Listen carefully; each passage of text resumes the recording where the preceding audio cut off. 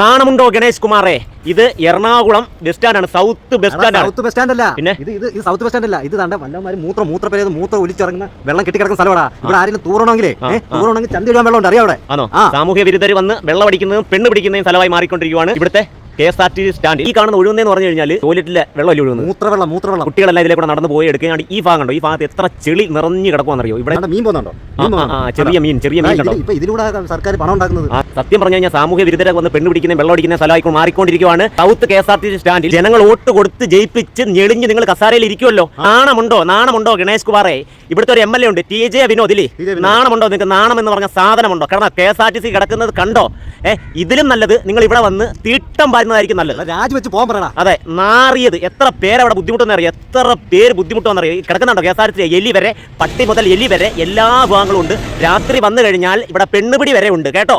ഗണേഷ് കുമാറെ നിങ്ങൾ മനസ്സിലാക്കണം.